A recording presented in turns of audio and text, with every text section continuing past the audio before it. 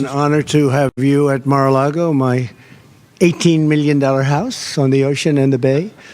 And it's one of the problems we have. We have a court system that's very corrupt. We have a border that's open. We have a lot of problems in our country. And we have an election problem, and that's really what we're here to talk about today. Speaker Johnson's going to be briefing you on what we discussed, what we agree on. But I would like to demand that our border be closed because we have millions of people coming into our country. Millions and millions of people are pouring in at levels that nobody's reporting, nobody's going to talk about. But I believe you could have 15 million already in. Some are terrorists. They come from jails and prisons. They come from mental institutions and insane asylums. They come from all over the world, not just South America. They're coming from all over the world. Venezuela announced that their crime is down 67% because of the fact that they've taken the gang members, the leaders and the members, and they've deposited them very nicely into the United States of America. That's just Venezuela. It's happening with the Congo. It's happening with countries all over Africa, Asia, South America, all over the world it's happening. Our country is like a dumping ground, and we're going to have it stopped. And Biden should do it immediately. He should close the border immediately. He needs no legislation. He doesn't need this gentleman. He doesn't need anybody. He can do it. I did it without any legislation. I had the best border we've had in ever recorded history. He can close it immediately. If he would have left, we had stay in Mexico, remain in Mexico. We had catch and release in Mexico, not here. We had everything. It was perfect. It was a great situation we had, and now we have the worst ever. I don't believe in the history of the world there's been a border like this. But we probably have 15 million people, and they come from places that you don't want to know about, and they're going to be big problems, and it's getting worse. It's migrant crime. It's a new category of crime, migrant crime. And I demand, as a citizen, I demand the border has to be closed. Our country cannot take it. No country could take it. It's not sustainable by any country. And we want to also mention election interference, and we want to talk about election integrity for a little while. But basically, that's what we're working on. And I'll introduce the speaker, who you know very well. He's doing a really good job under very tough circumstances. And I appreciate he came to Mar-a-Lago. We have a great conference, and there's a big turnout because people want this to be healed. They want our country to be healed. They want our country to be united. And I think most people are united on the fact that they don't want people pouring in from prisons and jails and mental institutions. They don't want that to happen. They don't want it to take place. And it's not going to happen for long. And that's why I say that November 5th is going to be the most important day in the history of our country. That's the election. It's going to be the most important day in the history of our country. Thank you very much. And Speaker, thank you. Thank you so much, Mr. President, and it's good to see you all. We're so delighted to be here with our former and future president in this beautiful facility. Mar-a-Lago is famous around the country, and we're grateful to be here. With President Trump as our nominee in the party, we are very much looking forward to that historic day in November, because we are going to grow the House majority, we're going to win the United States Senate, and we're going to win back the White House as well. The American people need us to do that. They're excited for that day, and November cannot get here soon enough. The Speaker of the House, when we're not in session, the Speaker is required to go around, fly around the country and be with all of our candidates and incumbents all around. I've been to 23 states now in the last several weeks, and everywhere we go, one of the first questions that people ask about is this issue of election integrity. The border is the #1 issue in America. There's never been a political issue that scored so high in the polls as a matter of concern. And it doesn't matter where anyone lives, because as we say now, every state is a border state. They're deeply concerned about that. And election integrity is tied to the lack of border security. President Biden has created a catastrophe, and he did it by design. We documented 64 specific executive actions that he took from the day he walked into the Oval Office, and that his agencies took under Secretary Mayorkas to open the border wide, to invite everybody from around the world to come here, including hardened criminals and dangerous persons. And the result, we all know. The official number is 9 million encounters at the southern border alone, just since Joe Biden took office. But the actual number is probably close to 16 million illegals who have come into the country because they desired it, they designed it, they engineered it to be that way. His actions did that. He he ended the Remain in Mexico policy under President Trump's administration. They reinstated catch and release that had been practiced under the Obama administration. They stopped building the wall. They did everything exactly the opposite of what this president had achieved. And that's why we have this catastrophe. It has all sorts of terrible effects on the American people. We know that fentanyl is the leading cause of death for Americans age 18 to 49. We know that violent crimes are being committed on innocent Americans now. Laken Riley and many others who are now losing their lives because these dangerous people are in our country, and it must stop. And the American people are demanding that it does. And it doesn't matter which political party that any American is in, they have the same desire. They want safety and security, and we can supply that. But among the problems that flows from this open border catastrophe is directly related to this threat to our election integrity. Why is that? You need to understand something really important about federal law. Since 1993, the National Voter Registration Act, we call it the Motor Voter Law, allows people to sign up to vote when they get a driver's license. If an individual only asserts or simply states that they are a citizen, they don't have to prove it. They can register that person to vote in a federal election. And you see, states are currently prohibited. Believe it or not, the states are prohibited from asking someone to prove that they're a citizen.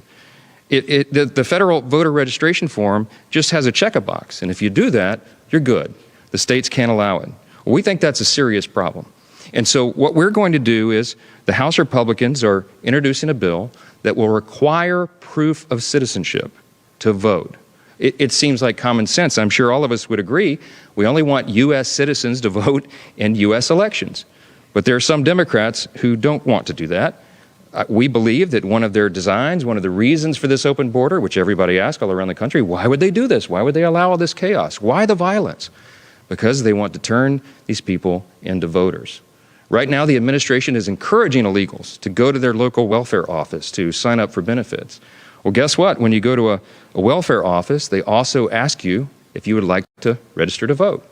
And so many people, we think, are going to do that. And you know what? The numbers are so high. There's so many millions of illegals in the country that if only 1 out of 100 voted, they would cast potentially hundreds of thousands of votes in the election. That could turn an election.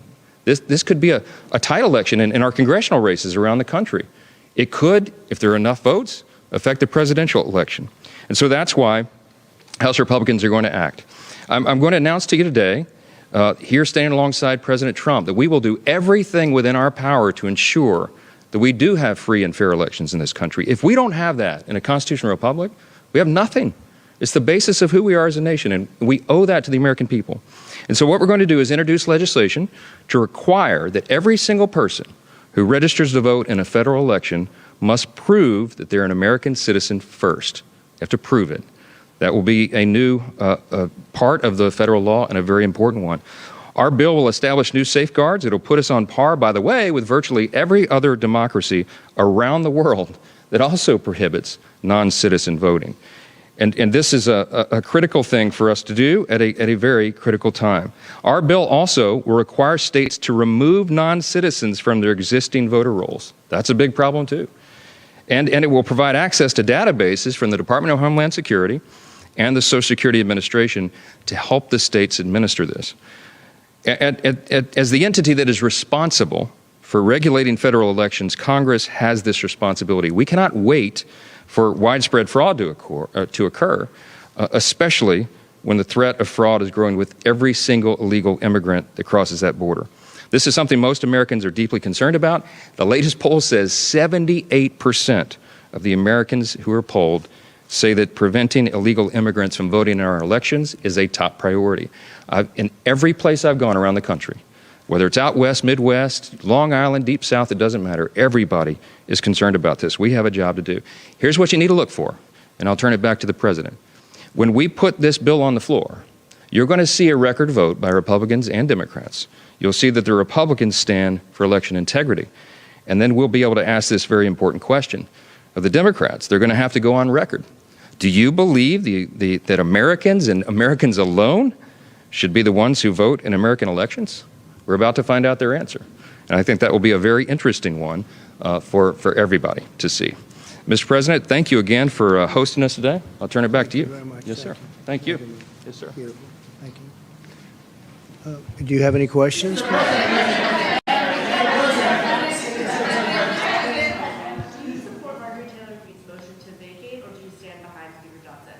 We're getting along very well with the Speaker, and I get along very well with Marjorie. We have a Speaker. He was voted in, and it was a complicated process, and I think it's not an easy situation for any Speaker. I think he's doing a very good job. He's doing about as good as you're going to do, and I'm sure that Marjorie understands that. She's a very good friend of mine, and I know she has a lot of respect for the Speaker.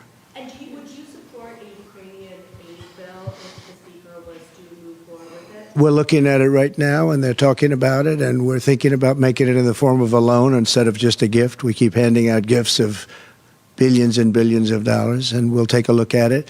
But much more importantly to me is the fact that Europe has to step up and they have to give money. They have to equalize. If they don't equalize, I'm very upset about it because they're affected much more than we are. The Ukraine situation would have never happened if I was president, would have never, ever happened. And everybody says that, including Democrats, that it happened is such an outrage. Millions of people are dead right now, both sides. Millions of people are dead. Cities are blown to ashes. You'll never rebuild those cities. That's certainly not like they were, so beautiful.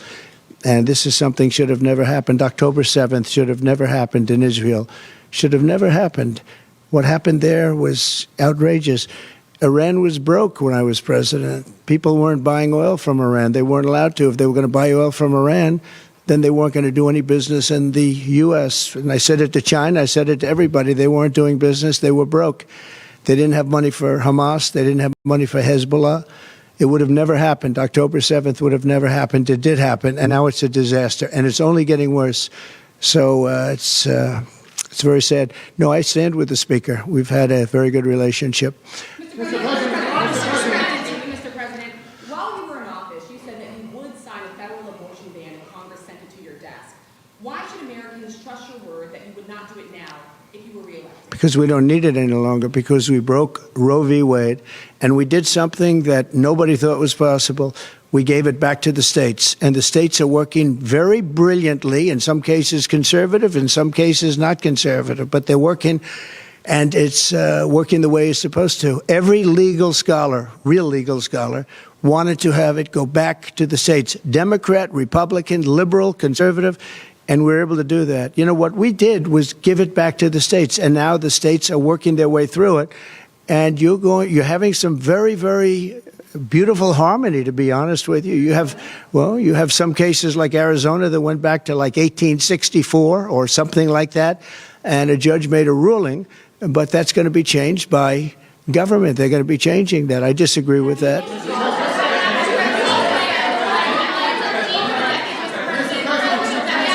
Oh, excuse me, please. A follow-up. Over the last few decades, Mr. President, you have both considered yourself pro-choice and pro-life. Which one is it? Well, you know exactly which one it is. And when I was in New York and when I was a Democrat also, just like Ronald Reagan, you know, Ronald Reagan was a Democrat. We sort of followed a very similar path. But if you look at what we've done with Roe v. Wade, we did something that everyone said couldn't be done, and we got it done. And I give great credit to the Supreme Court and the justices for having the courage to do it. What they did is very simply give it back to the state. And I'll tell you, the Democrats are the radicals on this because they're willing to have abortions in the 7th, 8th, 9th month. They're even willing, and you can call it what you want, but you go back to the governor of Virginia, the previous governor of Virginia, the Democrat governor of Virginia, where he talked about execution of a baby after birth. And you can say what you want, but that's extreme and that's radical, and nobody should have that, and it has to be ended. Please, go ahead. Go ahead, please. Mr. President, do you think the motion to vacate rules should be finally changed, or do you think that it's just creating chaos right now? Well, it's unfortunate that people bring it up because right now we have much bigger problems. The country is we're a nation in decline. We're a declining nation. We have tremendous inflation. The inflation's coming back at levels that nobody thought they really would have.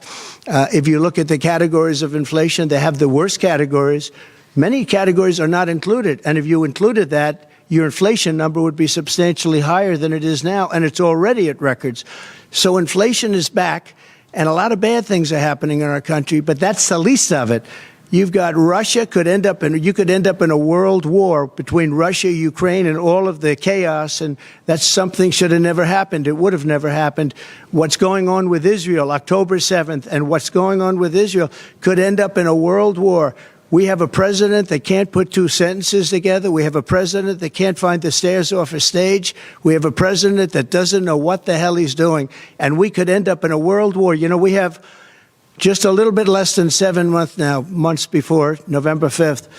But that's an eternity when people are incompetent. Go ahead, please. Which one? Well, I'm not a big fan of FISA. I looked at it and I studied it and I know it probably better than anybody. You know, they spied on my campaign. You do know that, right? And they did lots of other bad things. I'm not a big fan of FISA, but I told everybody, I said, do what you want. They put a lot of checks and balances on, and I guess it's down to 2 years now, so that it would come due in the early part of my administration on the basis that we live up to the polls, because all the polls, we just had another one come out, we're leading by a lot, but it comes out quickly. I said, you do what you want, but I'm not a big fan of FISA. I think it's terrible. Yeah, Bob?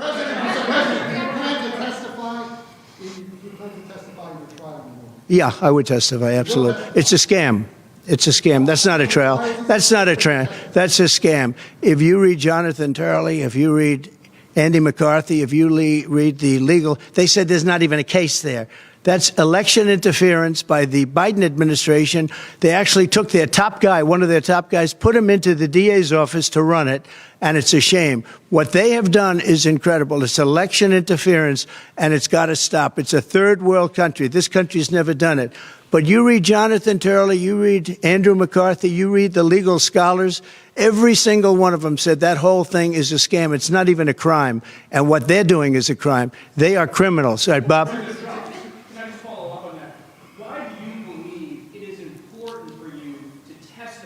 Take the stand in this upcoming trial, and what are you watching as jury selection begins in New York? Well, you know, jury selection is largely luck.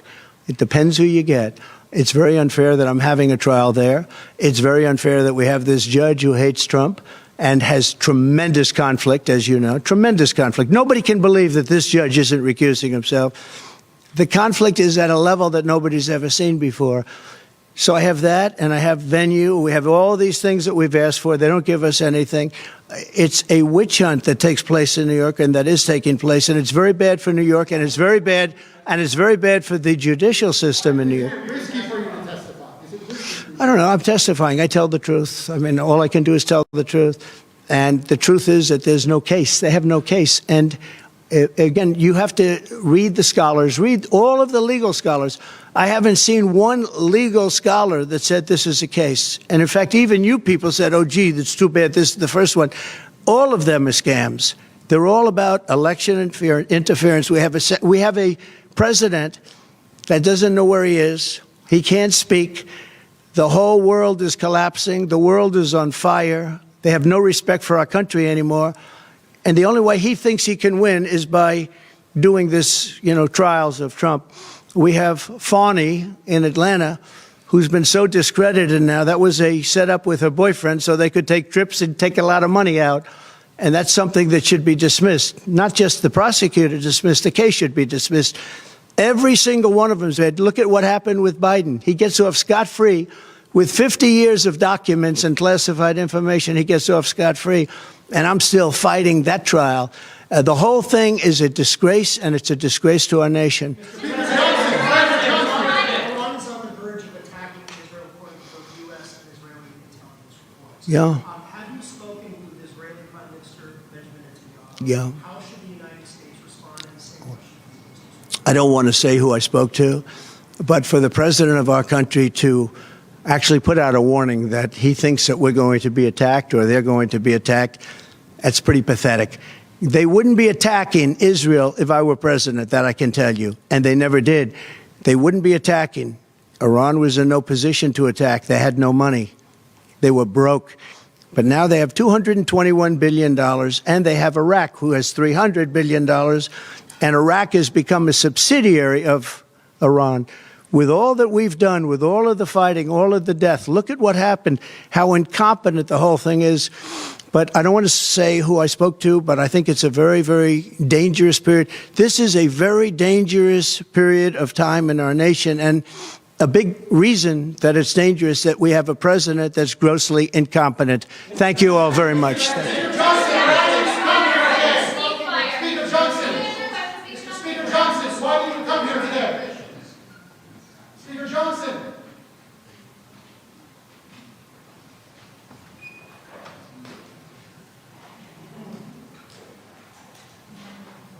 I refuse to indulge the fiction that this is an episode of the criminal justice system doing justice. I mean this very sincerely. I am convinced that the New York justice system is determined to crush Donald Trump, and they'll do whatever it takes, including abusing the law. No one really understands what the underlying crime is because it's not in the indictment. There's not more to it. There's not an incredible new set of facts that we didn't know about publicly. It's really the facts of this case as they have existed for basically almost 7 years. That will play immediately into the politics of this, that there was nothing new, that there was not a new surprising fact pattern. In America, we're supposed to have a free and fair justice system, and one of the critical components of that is to know what you're being charged with. The accused has the right to know what they're being accused of, right? That's a hallmark of the Sixth Amendment in the Constitution, something we're all guaranteed to have. This is a highly partisan, highly political process. We have a progressive prosecutor who has taken a crime that he wouldn't prosecute against anyone conceivably except Donald Trump. He would never bring this misdemeanor against anyone. He's brought it against Trump. It's time barred. He's bringing it against Trump anyway. He's trying to dress it up into a felony by invoking federal law that he doesn't have any jurisdiction to prosecute. And that's how we land in court. That's not the criminal justice system. That's a political persecution. It's another example of a New York prosecution going after Trump where there's no victim. How do you sort of legality-wise, but also on the optics of it, then sort of bump this up from misdemeanor to felony when you've downgraded 52% of felonies and won't prosecute many of the violent crimes? Down here on planet Earth, we shouldn't be regarding Alvin Bragg as a law enforcement official. We should be regarding him as what he is, which is an elected progressive Democrat. Looking at this, I just assume, okay, well, this whole thing really is rigged. It's ridiculous. If his name were John Smith, Melvin Bragg would not be bringing this case. And so I think that's a real political problem. The bigger question is, can he get a fair trial in New York? Well, that is a huge question. This is political persecution. This is a persecution like never before. Nobody's ever seen anything like it. And again, it's a case that should have never been brought. It's an assault on America. Mr. Kennedy, thanks for taking the time. Let's start with your candidacy. In a two-party system, third parties don't work. Teddy Roosevelt, 26th president. He ran as a third-party candidate after his first two terms as president as a Republican and couldn't do it. What makes you think you can? I would differ with your history. George Washington was an independent candidate. Abraham Lincoln was the first Republican, so he was a third-party candidate when he ran. So it has been done before. There's 70% of Americans who say they do not want a contest between President Trump and President Biden. That's never happened before. These are the two oldest presidents who've ever run.